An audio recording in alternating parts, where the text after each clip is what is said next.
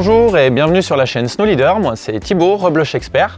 On se retrouve aujourd'hui pour parler d'un sujet important qui va définir le confort et la sécurité lors de vos futures sorties en randonnée. Il s'agit bien sûr des chaussures. Dans un premier temps, avant de parler de l'équipement en lui-même, il faut savoir que le plus important, c'est faire le point sur votre pratique. Forcément, il y a aussi à prendre en compte le terrain que vous allez majoritairement pratiquer, l'équipement éventuellement que vous avez déjà à la maison, la durée de vos sorties. Ça va permettre de dégrossir déjà la gamme dans un premier temps et de définir donc quelles sont les caractéristiques ensuite importantes selon cette pratique qui vous est personnelle. On va prendre ça. Donc, première pratique, ça va être la randonnée dite journée. Donc c'est des sorties que vous allez pouvoir faire en famille ou avec des copains. On a donc dans un premier temps quelque chose à définir qui est la hauteur de tige que vous allez choisir. On a deux très bons exemples ici puisqu'on a une tige basse ici qui va donc permettre d'être un très bon compromis entre maintien, donc sécurité, et confort. Légèreté aussi au passage. On retrouve ensuite le format juste au-dessus qui est la tige moyenne, la tige mid. On voit bien sûr qu'avec un crochet supplémentaire au niveau de la cheville, on va commencer à apporter un maintien complémentaire. Le but est, par exemple, si vous affrontez des terrains plus escarpés, d'éviter que la cheville ne vrille sur le côté. Autre élément supplémentaire qu'on a ici mais pas là, c'est la rigidité de semelle. Donc on a une rigidité en quelque sorte intermédiaire sur celle-ci.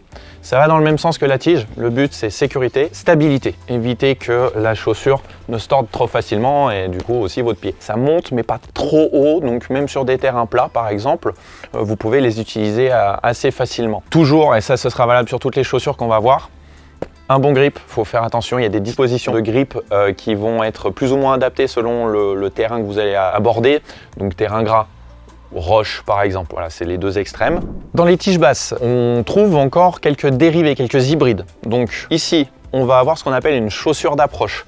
Donc on reprend un petit peu la rigidité de la tige moyenne qu'on avait juste avant en termes de semelle. Donc on voit que voilà, c'est pas une chaussure qui est facile à plier.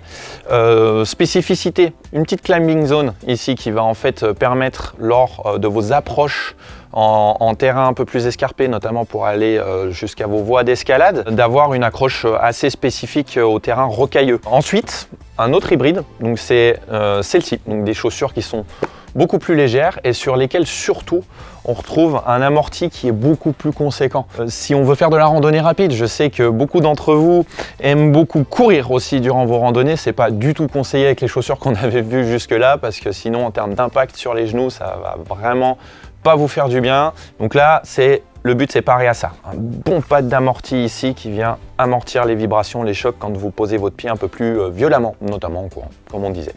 On reprend notre tige moyenne, puisqu'en fait c'est une chaussure ultra polyvalente, on en parlait avant, sur du plat ça marche très bien, sur du terrain un petit peu plus escarpé aussi. Le but est de faire une comparaison avec celle-ci. Donc là on va parler trekking maintenant. Vous allez partir sur plusieurs jours, un jour, 2 jours, 3 jours, même plus hein, pour certains. Ça insinue que vous allez porter un sac à dos avec de l'équipement qui pèse.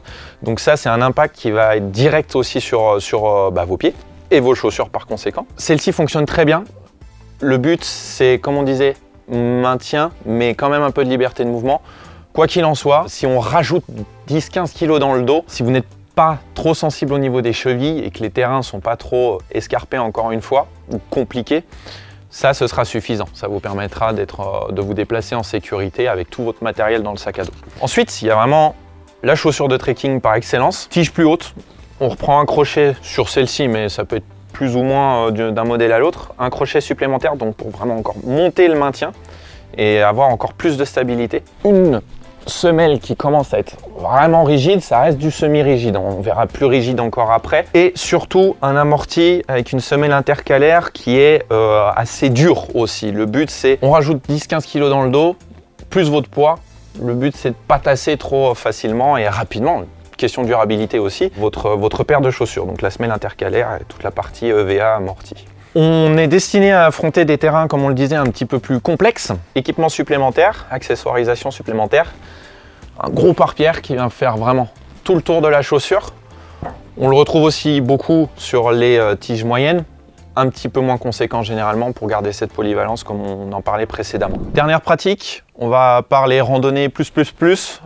L'alpinisme, donc là c'est un équipement assez spécifique. On retrouve un très long laçage pour vraiment pouvoir ajuster le serrage par zone dessus, donc de la boîte à orteils jusqu'au niveau du haut du collier, beaucoup plus haute. Quelque chose en complément aussi par rapport aux autres qu'on a vus précédemment, une isolation pour certaines en tout cas thermique, puisque forcément vous allez être un petit peu plus haut en montagne, surprotection avec vraiment des pare-pierres très conséquentes, des gros éléments de maintien, que ce soit au niveau du tendon ou alors avec une énorme rigidité cette fois-ci de semelle.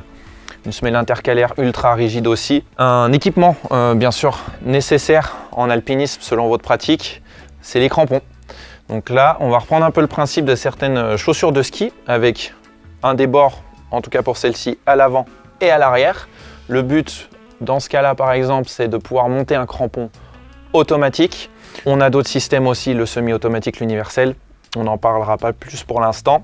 On le déconseille pour le trekking, surtout sur les phases de plat. Vous allez avoir beaucoup trop de maintien, c'est beaucoup trop rigide. Vous allez finalement perdre tout le confort qu'on attend sur ce type de terrain, alors que c'est censé être les phases où vous allez récupérer et vous faire plaisir.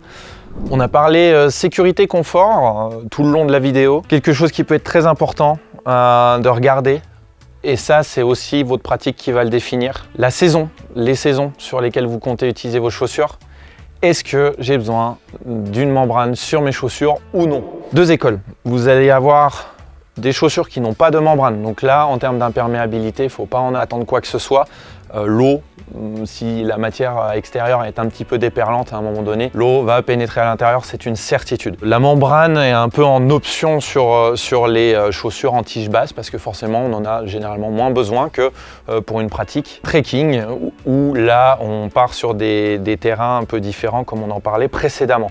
Là vous traversez un ruisseau, l'eau ne rentrera pas. Il y a une membrane en fait dans la structure, dite Gore-Tex par exemple, qui va éviter que l'eau ne rentre à l'intérieur, mais aussi qui va avoir un effet en termes de respirabilité. Donc aujourd'hui, le but c'est de ne pas laisser rentrer l'eau, mais d'évacuer la transpiration qui va pouvoir être émise à l'intérieur par votre corps. Pour ça, la membrane fonctionne très bien. Sur une pratique vraiment estivale, si vous partez dans des pays très chauds, le conseil, c'est de ne pas partir avec une paire de chaussures membranées. Malgré tout, la respirabilité restera toujours meilleure sur une chaussure de ce genre-là, sans membrane. Priorité à la respirabilité selon l'endroit où vous allez partir en voyage, finalement. Dernière chose, les matériaux extérieurs, synthétiques ou alors cuir.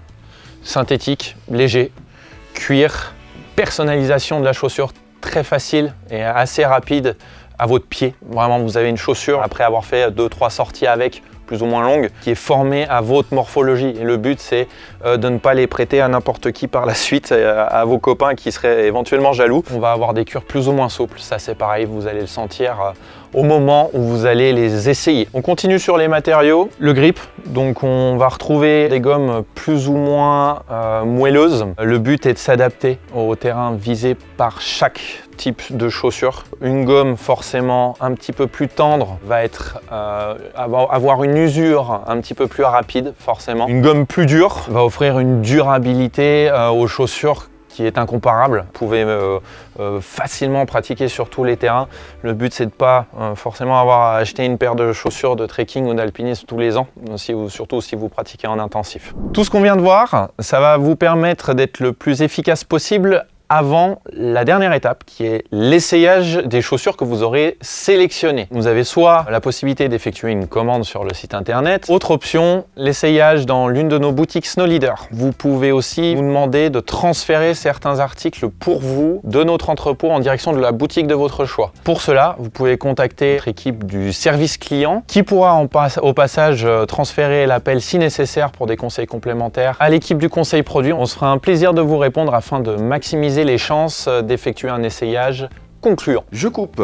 Petit oubli de ma part. 3 éléments à votre disposition pour un essayage efficace. Donc un document SIDAS imprimable permettant de mesurer la longueur ainsi que la largeur de vos pieds. Vous avez aussi à votre disposition un tuto prise de mesure tourné par mon collègue Antoine qui vous permettra d'être sûr de prendre les mesures efficacement. Résultat, vous pouvez le confronter au guide détail présent dans chaque fiche technique et spécifique à chaque marque. Ensuite, lors de l'essayage, bien sûr, il faudra aussi vous fier à vos sensations. Donc en longueur, ne pas toucher au bout, forcément. En largeur, ne pas être compressé, que ce soit sur l'avant du pied ou au niveau des talons ou au niveau du coup de pied. Là, c'est plutôt que le modèle ne vous correspond pas. Et pour un essayage efficace, bien sûr, vous utilisez les chaussettes que vous allez utiliser lors de vos sorties trekking. Pour récapituler, tige basse, mêlant confort et sécurité, elle vous sera très utile pour vos randonnées journée ou un usage quotidien. Même hauteur de tige, la chaussure d'approche, un petit peu plus rigide, meilleure protection. La chaussure dite fast hiking, pour vos déplacements un petit peu plus dynamiques, rapides. Elles sont forcément plus légères, meilleure amortie. Plus robuste, un petit peu plus lourde, meilleur maintien, les chaussures de trekking. L'objectif commence à être de porter une charge un petit peu plus lourde dans votre sac à dos. La chaussure trekking par excellence, membrane pour l'imperméabilité, pare-pierre pour la protection, encore plus rigide en semelle. Là, vous pouvez partir avec un gros sac à dos, vous êtes tranquille. Enfin, chaussures d'alpinisme, ultra rigide, cramponnable, grosse protection, que ce soit en termes d'imperméabilité, chaleur ou maintien. J'espère vous avoir aidé à y voir plus clair. Si ce tuto vous a plu, n'hésitez pas à le dire en commentaire et à vous abonner à la chaîne Snow Leader. Quant à moi, je vous dis à bientôt.